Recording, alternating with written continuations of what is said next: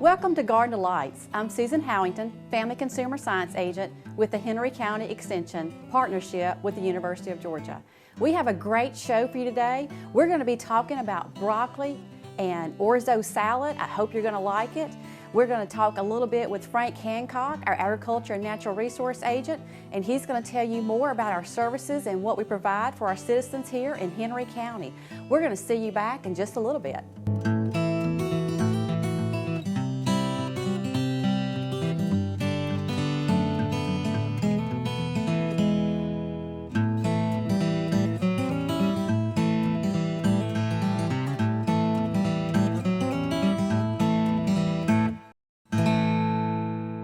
Broccoli is one of the best vegetables you can possibly put into your diet.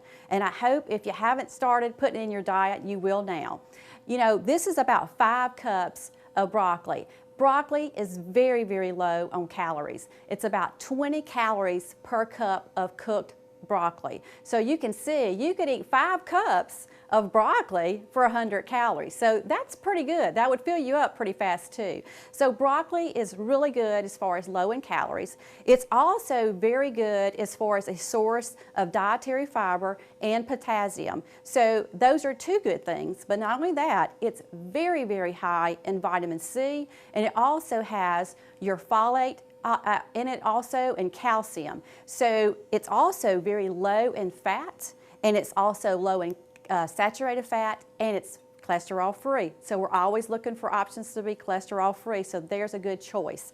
Now broccoli, when you're picking that broccoli that is so good for you, look for the selection too when you're buying it. Now if you want to grow it, I tell you, you can't beat broccoli out of your own garden. It's so tasty. But if you're buying it at the grocery store, look for the broccoli that's very, very green, and also it doesn't have any bruises, and it feels really firm when you pick it up, because if it's real loose, it tells you almost the broccoli is going to flour, and you don't want that. You want that firm taste feel to that broccoli. And when you're looking at the cluster, look at the clusters too, because you also can tell before it flowers out, the flowers will be really, really small. So when you're looking for your broccoli, remember that firm is what you're looking for also. Storage. Broccoli will store in your refrigerator for about 3 to 5 days. That means once you get it from the grocery store, you want it to put in some type of container so it will store around 3 to 5 days. So if you're not going to do something in that 3 to 5 days, broccoli also freezes very, very well. But I will tell you, broccoli can get insects in that part of that head, so you can't see it always. So we've got to make sure that we wash it. And the way you want to wash broccoli to make sure you remove any insects or any soil from that broccoli, because it is growing in the ground, you want to mix a little brine, what we call a brine. And a brine is about like a little bit of salt, about 4 tablespoons of salt, and about 1 gallon of water. Depending on how much broccoli, and you could kind of divide that down too, is depending on how much broccoli. And you want to soak this in the brine for about 3 minutes, just to make sure you're removing any soil, any insect from that broccoli. Then you want to rinse it off again before you cook it. And in the same way to freeze it. Now that's just to wash it, to select it, to get it to eat. But if you're going to freeze it, that's what you need to do. Then you can cut it up and put it in that freezer type container, whatever you want to use, a Ziploc bag, and then you can freeze it. And it freezes well in the refrigerator freezer. So just remember that you can prolong it. If you don't want to eat it in 3 to 5 days, you can freeze it. Now preparing it, you go to the grocery store and you want to buy it, you definitely want to wash it again before you use it to eat. And one thing good about broccoli, you can eat it raw. You don't have to cook it. A lot of people love it, just eat it raw. They can eat it with a dip, a low-fat dip. Or the best ways to keep all those nutrients that I mentioned earlier is to also take that broccoli and either steam it or stir fry it. And you can broil it also. But when you boil it in a lot of water, you're kind of removing some of those nutrients that you really need to keep. So it's best if you can take it and broil it, or even steam it, because you're going to keep the texture and you're going to keep all those good nutrients that you need to. Now we're talking a little bit about orzo, because orzo is in our salad. So I do want to mention, if you've never used orzo, that is a pasta, and we're going to be using it in the salad. But I want to tell you something good about the orzo too to go with this broccoli. It is saturated free. cholesterol-free, and sodium-free. So there are some good things about this pasta. And I do want to mention, a lot of people kind of think it's rice, but it's actually pasta. And I think it's great because it's very fine, so it's going to go well with the salad.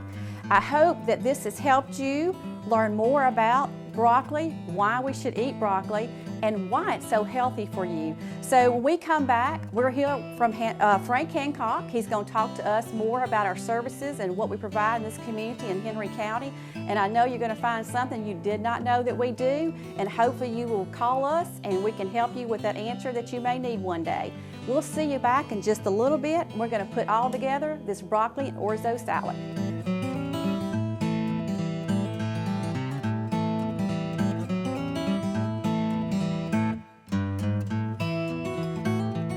Today, I thought we would take a few minutes and talk about what goes on in the Extension office. The cooperative extension is part of the University of Georgia system. The University of Georgia, as a land-grant institution, is charged with bringing research-based information to the local communities, and they do that through the cooperative extension. In Henry County, the cooperative extension has a full staff in all three areas that we operate in, and that would be Family and Consumer Science. That's Susan Howington. She's also the county extension coordinator. And then Laura Garrett is our 4-H agent. We have a very large 4-H contingency here in Henry County. I do the agricultural and natural resource part of the program. Henry County is fairly urban, so a lot of the work that we do is with homeowners, with disease problems in turf grass and ornamentals. We do still have a very active cattlemen's association, so we do some work with them. We do well testing. If you have county water, you've got a whole army of people that's looking out for your water, making sure that it's safe, and they're testing it on a daily basis and being sure it comes through. But if you've got a well, nobody's doing that but you. So if you've got a well and you haven't done anything about checking it, then you need to come see us, because it's probably time for you to do some testing. There's a couple of tests that are done with the wells. One is an E. coli test that will test for harmful bacteria. What you do with that is we have a little kit that's got a bottle and a set of instructions in it.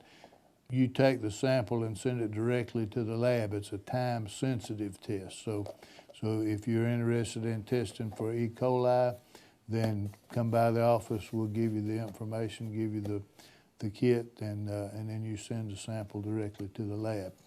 On basic test, there's an expanded water test a lot of people run that tells you about basically the chemical makeup of the water, how much iron, manganese, copper, those kind of things that you might have in your well water. To do that test, we need a pint of water. We prefer it in a plastic bottle. You can come by the office and I'll give you a bottle to put it in, or you can use a pint size drinking water bottle. Just pour the water in a glass and drink it and use the bottle. I've got to ship it to the lab, so I don't want it in a glass jar. Glass jars don't make it to the lab all the time. So if also in the area of well testing, if you go on our website at Henry County Extension, you can get there through the Board of Commissioners website, or you can get there just by searching on Henry County Extension. There is a series of well brochures that talk about all the different things that happen with well water, and I suggest that you go there and just look through those. We're not going to read them to you today, but it's a series of information about how to keep your well water safe. We've talked about soil samples a lot. You can come by, we give you a soil sample bag. The instructions of how to do a soil sample are on the back of the bag. It's going to tell you what the nutrient level is and what kind of fertilizer you need to be applying for the crop that you're trying to grow. It takes about 10 days to get the results back, costs $8, and I recommend that if you're gardening or growing a lawn, that you periodically do a soil sample so that you know what you have. The results will come back in a form something like this, where it'll tell you about the nutrient levels. It'll make recommendations at the bottom of what you should do. We also teach a series of what we call lunch and learns. We have on various subjects that once a month we try to do one. We bring in people from the University of Georgia to teach some of these classes. I teach some of them myself, but we try to keep an interesting group of topics that we talk about. And so if there's something in particular you're interested in, you need to tell us about that. We'll try to schedule a talk on it. We do plant pathology samples. There's a couple of ways that we can deal with plant problems. One is through a digital distance diagnostic program that we have that I can take a sample and put it under the microscope here, take a picture of it, and send it to the plant pathologist so that they can analyze it. And they send us a report back that tells us what you need to do. If anything, they'll identify it. If it's something you're doing wrong, like not watering it or overwatering it or something of that nature, they'll tell you they didn't find any pathogens, and they'll make some suggestions on how to correct the problem. Or in the case of a disease, they'll identify the disease for us. And so we can do a lot of that stuff from here to I know y'all think I'm a genius, but see, I've got this computer and I got this microscope, and so in just a few minutes I can find a genius to tell us what the real answer is. So don't confuse yourself. I'm not the one that answers all these questions, but we know how to get them answered with the right information. We do food safety. In fact, Henry County was part of a pilot program when it started off on enhancing the safety of locally grown produce. So this book right here is my book that we teach that from. We've made this a requirement. We also sponsor the farmers market here at Heritage Park every year, and we make all of our vendors go through this program.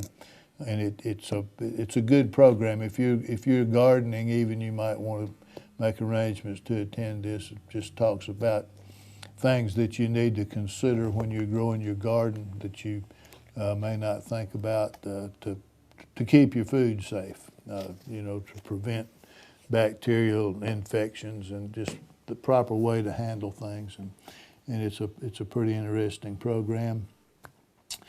We get involved in lots of things. People, you never know what's going to walk in that door. They bring bugs in, things that some of them are pretty interesting, Snakes, we have a lot of snakes during snake season. People will, of course, a lot of folks think everything's a copperhead, so we try to sort that out. Usually it's too late. By the time they bring the snake to me, it's too late to save him if he was beneficial, but wouldn't hurt to learn how to identify a few of these snakes, because I would say 90% of them that are brought in here are not poisonous. They just look like they should have been. So that's a little summary of what we do here in the office. There's 4-H activities going on all the time. Susan Howington is doing her family and consumer science. She teaches canning classes. She teaches food safety, serve safe classes that are required, that restaurant owners have to have. She teaches classes that are required for daycare folks to have. So she has a pretty busy schedule of keeping those classes going. In addition to the 4-H activities and the 4-H clubs, and now we got to go to the kitchen and see what Susan's cooking. So let's go do that now.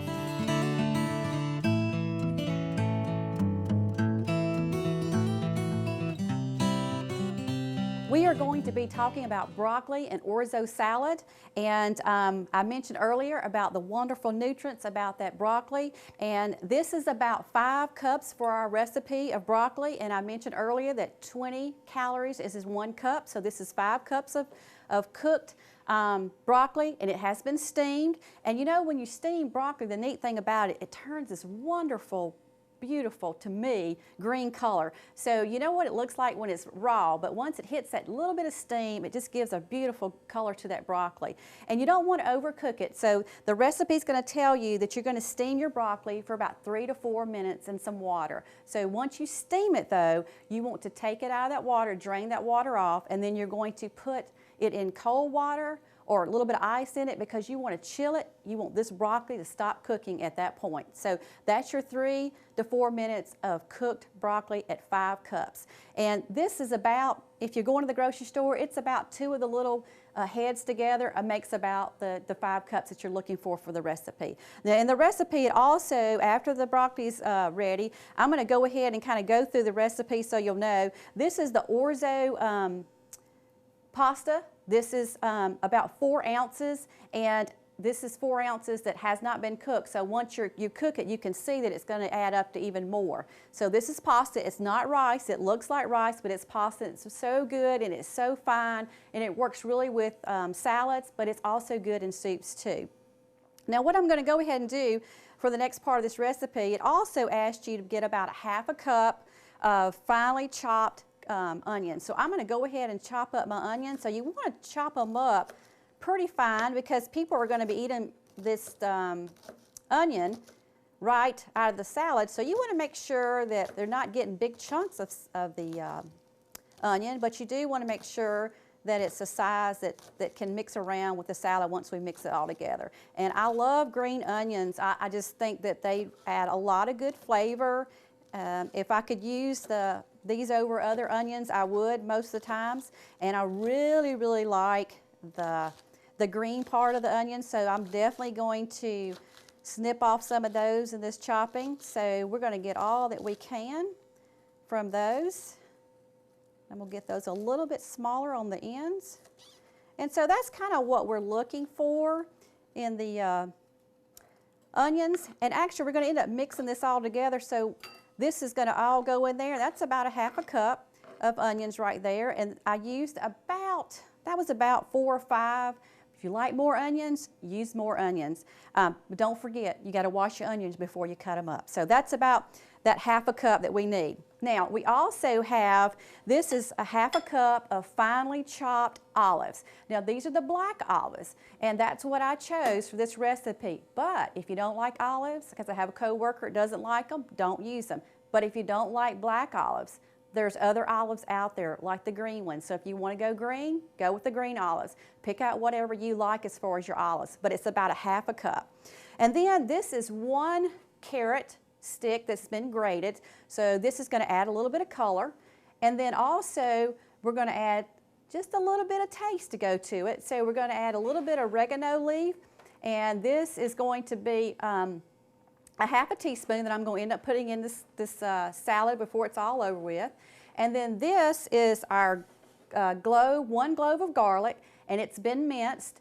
And so that's going to give a really good taste to it, I think. And then also we have a 1/2 teaspoon of the ground pepper. And then what we're going to do is I'm going to go ahead and combine all this together, and then we're going to whisk together the last part of this recipe to put it together to make it taste better. Now, I was going to tell you, if you wanted to, you could make this ahead, let it set a little bit longer in the refrigerator, let all this get all mixed together and sit for a longer time. So what I'm going to do is I'm going to move this to the side, if I can do that. I'm going to bring this bowl to the center so you can kind of see what we're going to do. I'm going to go ahead now and I'm going to dump the orzo pasta in there, and it's been cooked and chilled just a little bit. Now, if you want to just put this all together once you kind of got it chilled, that's the perfect time to do it. But you can already see this is going to add to the salad. So I'm going to try my best to get most of this out. And it smells good, this pasta does to me, it does. Let me grab this onion and slip it back into the bowl. And then here is my black olives that has been chopped really fine. So I'm going to add those. And then my 1 carrot. It's going to add some more color to it. And then we're going to add the oregano, which is the 1 teaspoon. And this is going to add some really good flavor also. Now if you grow your own basil out there or oregano, whatever you grow out in your garden, this is your chance to use it. So if you've got oregano growing, you know, this is your chance to use it out of your gardens because it really could make a really good taste. Now if you take it out of your garden, remember you don't use as much because it's going to be a lot more potent than the dried. And then this is our garlic that we're going to add. Now the recipe says that you can add salt if you want to, and I'm not going to add salt because I feel like with all the other things that I'm going to add, I think it's going to have the salty taste that we need.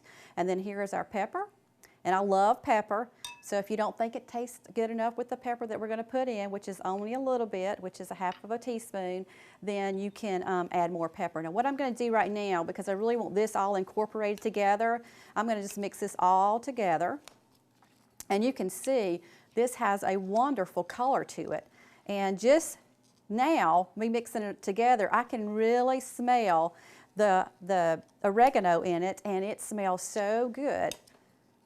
So you can see it's already looking good. And you know, it looks like I had a really lot of olives, but now that I've kind of stirred it around, the olives have really minced out, and you can't even really tell that that's an olive. So if you're not a big olive fan, as you can see, I've moved it around the salad a pretty good bit. So if you didn't tell anybody it was olives, they probably would never know it. So the last part that we have to do for this salad, so if you can, you know, get a little whisk if you can, but we're going to we have some olive oil that I've already put into the thing, and this is 1/3 cup of olive oil. And what I'm going to do now is add 1/4 cup of red wine vinegar. And so, see if I can get it to come out.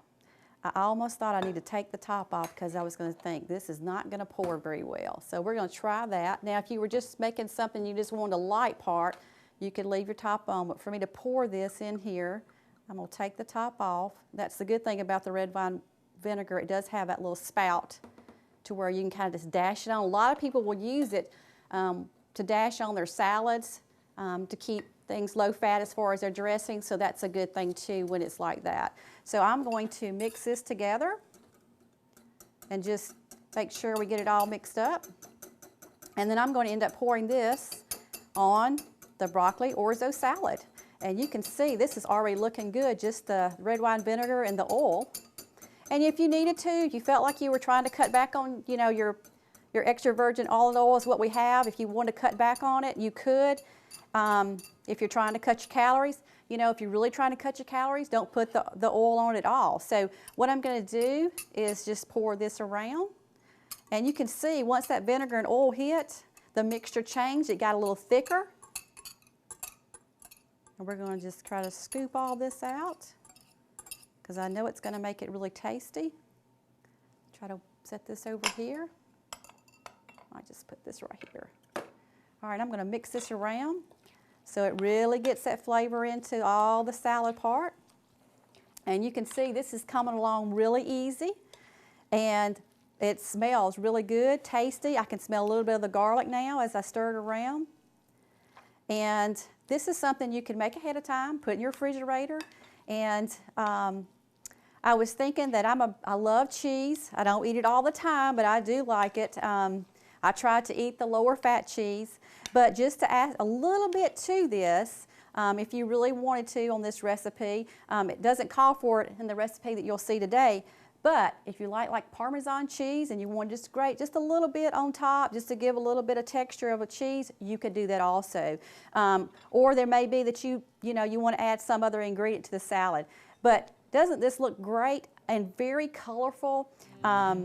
And as it sits, I know it's going to be even better as it sits there. So I hope that you're going to like this broccoli and orzo salad. We're going to come back and we'll have Frank Hancock, our agriculture and natural resource agent. He's going to come back and taste this broccoli and orzo salad. We'll see you back in just a little bit.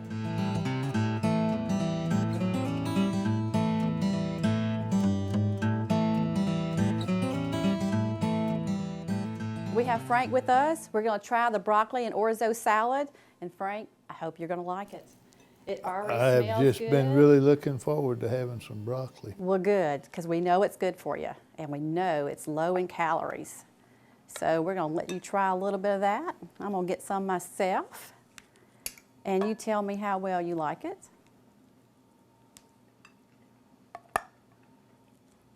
Have you ever had orzo, That's good. the pasta, in it before? I don't believe I have, but it's What good. do you think about it? It's small, it's kind of like rice in a way, but it kind of blends in with the salad well. Gets on the fork really good too, so you can That's eat right. a lot you can of eat, it You can in eat a faster hurry. with it. That's exactly right. Better. It's very tasty, I think. What do you think? I think it's good. It's, I've been studying on this. You know, the Chinese produce about 10 million tons of broccoli every year. I saw that, and I know the U.S. still produces a good bit, but I think the Romans were the first ones to use it. They, in fact, it's named after some Italian stuff. So I'm glad it's here because it's a good thing that we have this I great don't- vegetable. I don't like to eat anything I don't know a whole lot about. You know, it's also a flour, but I wouldn't recommend giving it to anybody. I know that. Well, I hope that you'll check out the website for this broccoli orzo salad.